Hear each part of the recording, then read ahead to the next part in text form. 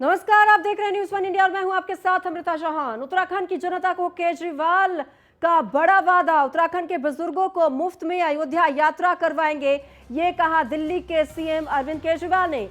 सियासी जमीन मजबूत करने हरिद्वार पहुंचे हुए अरविंद केजरीवाल और इस दौरान उन्होंने बड़े ऐलान किए और उस ऐलान में एक बड़ा ऐलान था कि जो बुजुर्ग हैं उनको मुफ्त में अयोध्या यात्रा करवाएंगे, फ्री में करवाएंगे अयोध्या यात्रा। साथ ही उन्होंने कहा कि मुसलमानों के लिए अजमेर शरीफ दर्शन करवाएंगे, सिखों को करतारपुर साहिब के यहाँ पर दर्शन करवाएंगे।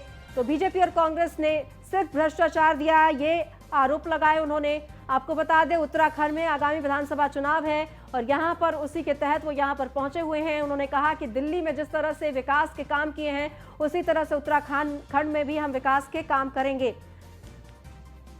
तो उन्होंने कहा कि करतारपुर साहिब में सिख भाइयों को हम दर्शन के लिए प्रावधान देंगे।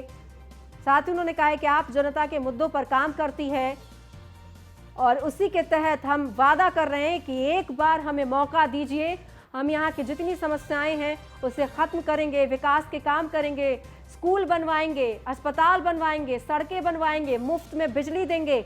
ये तमाम वादे किए दिल्ली के सीएम अरविंद केजरीवाल ने। तो आपको बता दें, हरिद्वार पहुंचे हुए हैं और इसी दौरान उन्होंने ये तमाम वादे किए। उन्होंने कहा कि हम फ्री में अयोध्या दर्शन करवाएंगे बुजुर्गों को और जो सिख भाई हैं उनको करतार साहिब के दर्शन के लिए भेजेंगे।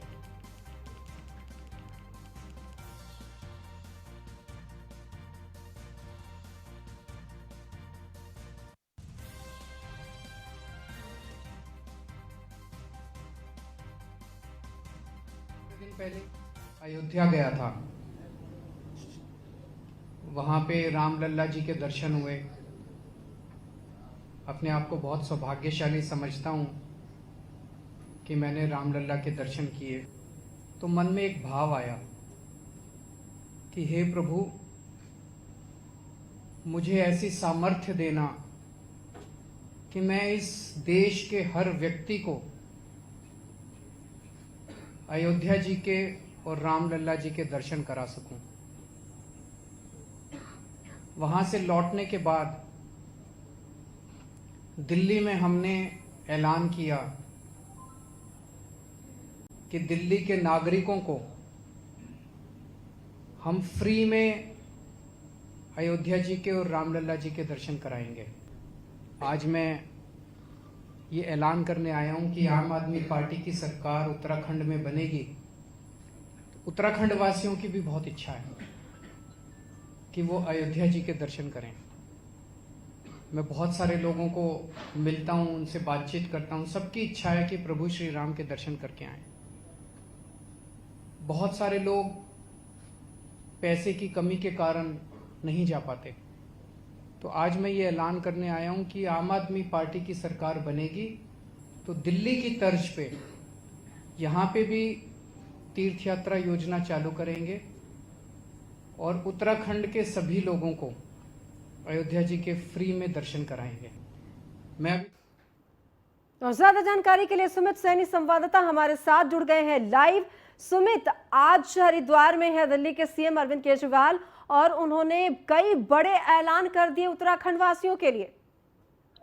बिल्कुल, आज उत्तराखंड में दिल्ली के मुख्यमंत्री और आम आदमी पार्टी के राष्ट्रीय संयोजक यहाँ पर हरिद्वार में एक दिवसीय दौरे पर हैं। इन्होंने सर्वप्रथम आकर यहाँ पर जो ऑटो रिक्शा वाले हैं उनके साथ एक बैठक की। उनको बताया किस तरह से उन्होंने दिल्ली में जो कोरोना काल के चलते पहले चरण में 1.5 लाख ऑटो वालों को 5,000 रुपए उनको की राहत दी गई सभी को। फिर उसके बाद दूसरे कोरोना काल के समय में भी 1,80,000 ऑटो चालकों को राहत दी गई। तो उसी के चलते उन्होंने ऑटो में बैठकर ही वो खुद स्वयं उस जो मीटिंग स्थल से लेकर दूसरे होटल में जहां पर प्रेस कॉन्फ्रेंस की गई थी उसमें ऑटो में बैठकर यहां पर पहुंचे। उन्होंने खास तौर पर आकर उत्तराखंड में एक घोषणा की, अगर उनकी सरकार उत्तराखंड में बनती है तो वो दिल्ली की तर्ज पे ही जो जो श्रद्धालु हैं, जो जो जो निःशुल्क जो तीर्थ यात्रा है अयोध्या दर्शन कराने की बात कही, और वो जो उसके लिए निःशुल्क यात्रा शुरू की जाएगी अगर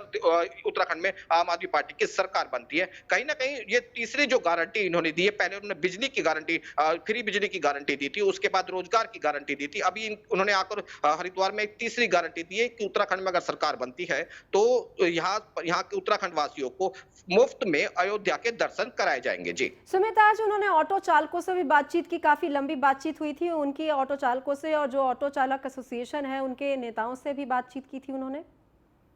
हाँ, बिल्कुल। ऑटो यहाँ के जो हरिद्वार के जो ऑटो एसोसिएशंस हैं, ऑटो चालक हैं, उनके साथ उन्होंने बातचीत की, लंबी बातचीत रही। उनमें लोगों के साथ में अपने एक्सपीरियंस, लोगों ने भी अपने अपनी कोरोना काल के समय के अपने एक्सपीरियंस बताए, उनको अपनी समस्याओं को से उजागर किया। उन्होंने खास तौर पर जो दिल्ली की तर्ज पे जिस तरह से ऑटो चालकों को राहत दी गई है, उसी राहत का यहाँ के चालकों को बताया कि किस तरह से दिल्ली के ऑटो चालकों के लिए किस तरह से सरकार वहां पर काम कर रही है। तो उन्होंने भी यहाँ के ऑटो चालकों की यूनियन है, उन यूनियन से और चालकों से सपोर्ट की बात की है कि कहीं ना कहीं अगर हम उत्तराखंड में सरकार यहाँ पर बनती है आम आदमी पार्टी की, तो यहाँ पर भी ऑटो चालकों के लिए उनकी राहत के लिए, उनके सम्मान के लिए कार्य किए जाएंगे। तो इसी को लेकर यहाँ पर ऑटो चालक और ऑटो यूनियन सी उनके साथ में ये एक वार्ता की गई। जी सुमित, और खास बात यह है कि उन्होंने तमाम ऐलान तो किए हैं कि एक मौका दीजिए तो हम ये सारे वादे जो हमने किए हैं वो पूरी करेंगे आगामी विधानसभा चुनाव जब होंगे। उसके अलावा इस दौरान वो कांग्रेस और बीजेपी को भी आड़े हाथ लेते हुए नजर आए। हाँ, बिल्कुल। जो कांग्रेस और बीजेपी पार्टी को गाड़ो हाथ लेते हुए नजर आए, उन्होंने साफ तौर पे कहा कि कांग्रेस पार्टी जब भ्रष्टाचार करती है तो बीजेपी पार्टी ये लोग एक दूसरे पर आरोप लगाते हैं, क्यों नहीं जब सरकार आती, क्यों नहीं किसी को जेल में डालने वाली बात उन्होंने कहीं ना कहीं कही, क्योंकि कांग्रेस और बीजेपी के खिलाफ भी जमकर बरसे। लेकिन कहीं ना कहीं जो यहाँ पर उत्तराखंड का जो आज का दौरा है बड़ा अहम है, इस पर लेकर सबकी निगाहें भी थी, सभी पार्टियों की निगाहें भी थी, क्योंकि जब भी वो आते हैं तभी कोई ना कोई घोषणा करते हैं जो चुनाव, ये कि अगर उनकी सरकार बनती है तो किस तरह से वो उन घोषणाओं को अमली आजमा पहनाएंगे। और कहीं ना कहीं अब जो प्रेस कॉन्फ्रेंस खत्म होने के बाद में अब यहाँ पर हरिद्वार में एक रोड शो का आयोजन किया गया है। उसमें रोड शो में जो कार्यकर्ता के साथ में रोड शो अरविंद केजरीवाल यहाँ पर करेंगे, और कहीं ना कहीं ये जो कार्यकर्ता है, कार्यकर्ताओं के अंदर एक जोश पैदा करने वाली भी बात है, क्योंकि गुरुमंदिर यहाँ पर फिर उसके बाद यहाँ पर जो सुमित, आप बने रहिए, आपके पास हम लौट कर आएंगे।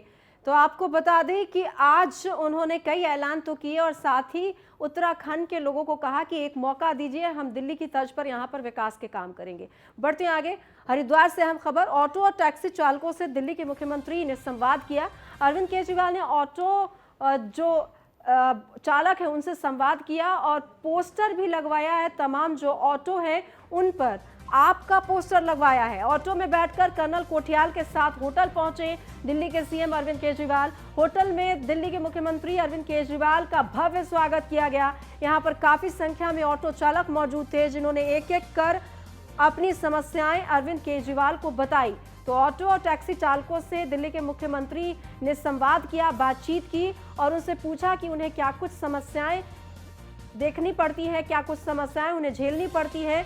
और जब होटल पहुंचे थे इस दौरान खास बात यह कि दिल्ली के सीएम अरविंद केजरीवाल आप के मुख्यमंत्री के जो उम्मीदवार हैं कर्नल कोठियाल, उनके साथ ऑटो से पहुंचे थे होटल में और इस दौरान उनका जोरदार स्वागत किया गया। बीच में आके मुझे अपने दिल्ली वाली जो पूरी यात्रा है वो याद आ गई। 7-8 साल पहले जब हमने शुरू में राजनीति में कदम रखा था,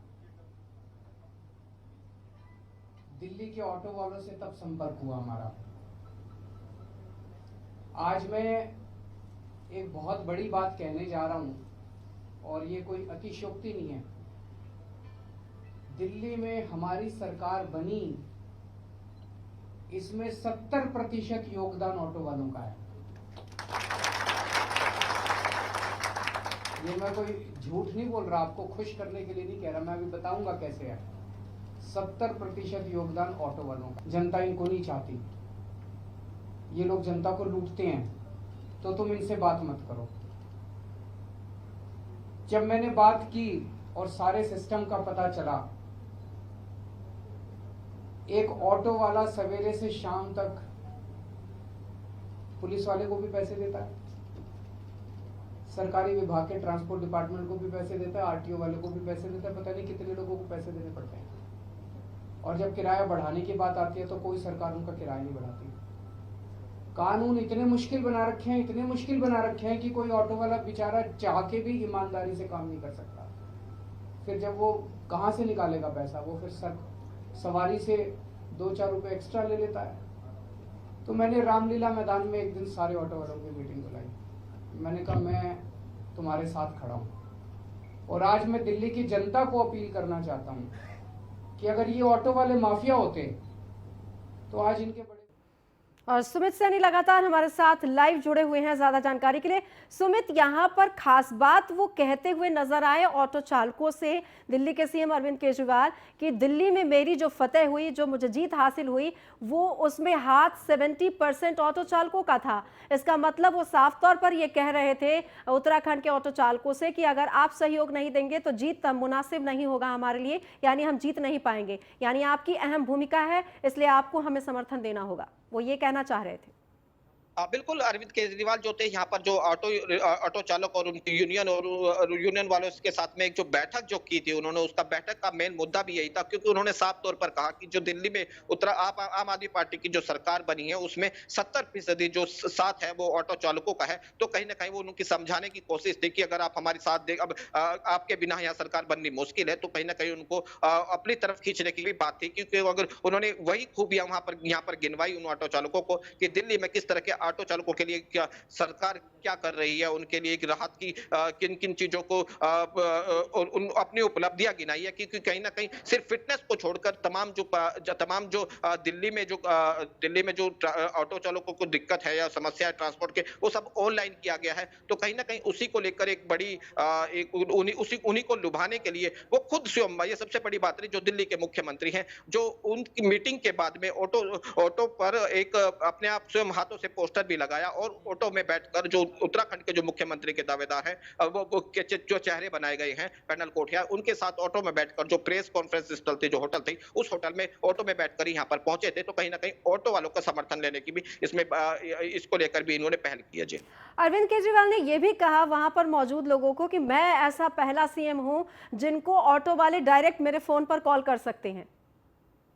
बिल्कुल, उन्होंने साफ तौर पे जब बैठक चल रही थी तो बैठक में लोगों को ये जो ऑटो चालक थे उनको कहा कि ये पहली बार हुआ है कि कोई भी ऑटो वाला दिल्ली के जो मुख्यमंत्री है, मुख्यमंत्री को स्वयं मैसेज कर सकता है, कॉल कर सकता है। तो ये सुविधा जो उन्होंने जो दिल्ली में स्टार्ट की है, तो वो कहीं ना कहीं वो लोगों को बता रहे थे कि अब उत्तराखंड में भी आम आदमी की सरकार बनती है तो दिल्ली की तर्ज पर यहाँ पर भी उसी तरह से काम किए जाएंगे। और कहीं ना कहीं ऑटो वालों का आज साथ मांगने के वाली भी एक को लेकर भी एक बात की गई थी। जी सुमित, आज सीएम केजरीवाल जब पहुंचे थे उन्होंने तमाम ऐलान किए, तमाम बातें की, आपको क्या लगता है कि उनको कुछ फायदा मिलेगा यहाँ पर?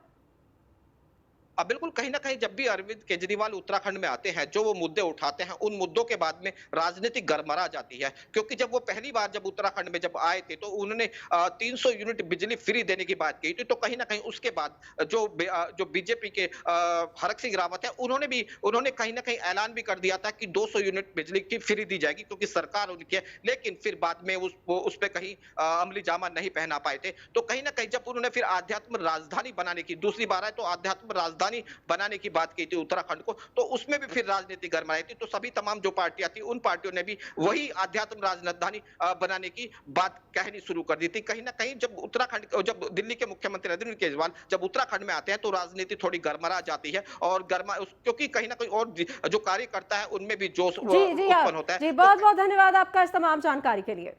बढ़ते हैं आगे। दिल्ली के मुख्यमंत्री अरविंद केजरीवाल पर कैबिनेट मंत्री गणेश जोशी ने तंज कसा है। केजरीवाल पहले पंजाब से भागे, अब उत्तराखंड से भाग लेंगे। गलतफहमी हो रही है जो कि दूर हो जाएगी।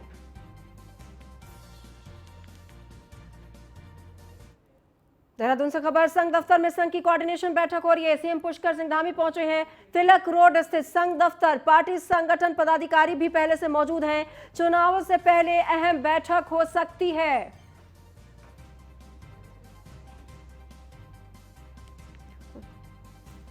तो सीएम पुष्कर सिंह धामी पहुंचे हैं तिलक रोड। पार्टी संगठन पदाधिकारी पहले से यहां पर पहुंचे हुए हैं।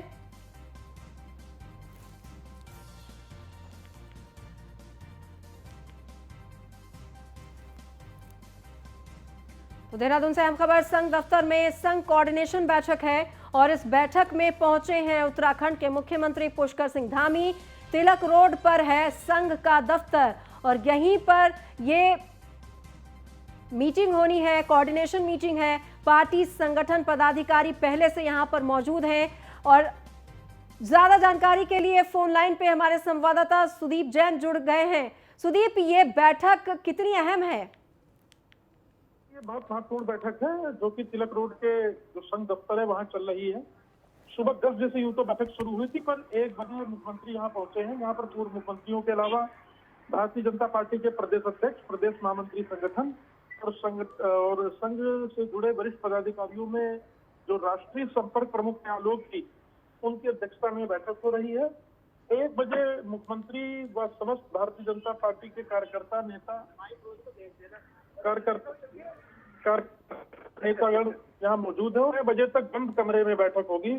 6 बजे जिस वक्त चाय का समय होगा उसी वक्त सब बाहर निकलेंगे। दरअसल संघ को सरकार के कामकाज पर चर्चा करनी है और संघ के जो कामकाज पर चर्चा होगी उसमें सरकार के चुनावी एजेंडे पर भी चर्चा होगी।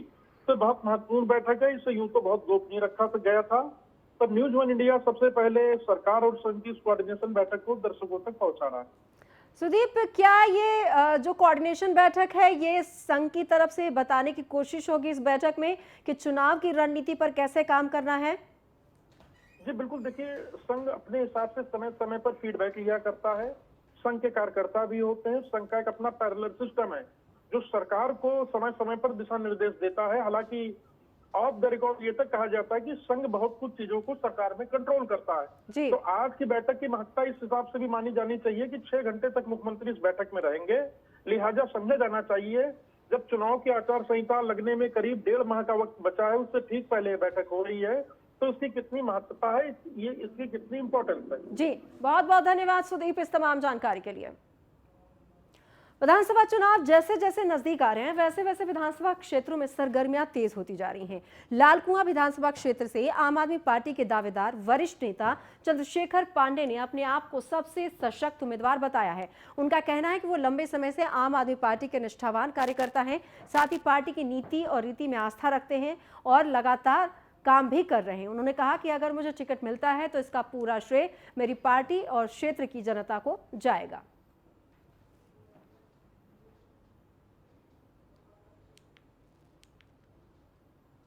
70 के 70 विधानसभा में बिल्कुल पूरी तैयारी है और पूरी तैयारी के साथ हम मैदान में उतरेंगे। और जहाँ तक टिकट की बात है, पार्टी जिसको भी टिकट देगी मैं उसके अनुसार काम करूँगा। पार्टी यदि मेरे पर विश्वास करेगी तो मैं यहाँ पर एक सीट पार्टी के झोली में डालने के लिए प्रयत्न करूँगा। क्या अहम मुद्दे देखते हैं लालकुआं विधानसभा में? विधानसभा के अंदर सबसे बड़ा मुद्दा तो यहाँ राजनीतिक ग्रामों का या पंचायतों चुनाव का है और यहाँ पर भू कानून भी होना बहुत जरूरी है और आपके जो ये बाईपास मार्ग बन रहे हैं इनका भी होना बहुत अति आवश्यक है। ये भी एक मुद्दा है और बेरोजगारी भी यहाँ पर बहुत बड़ी समस्या है। और वहाँ पर बिंदु खत्ता में जो है ये पेपर मिल का पानी जाता है, उससे लोग प्रदूषण से बीमार भी पड़ते हैं और खेती भी नष्ट हो रही है। उसको भी काम करना बहुत आवश्यक है। इंदिरा नगर से ही नाला निकलता है, बारिश के दिन में आप लोगों ने देखा होगा लोगों के घरों में घुसता है, तमाम खेती खत्म हो जाती है। फिलहाल इस बुलेटिन में इतना ही। नमस्कार।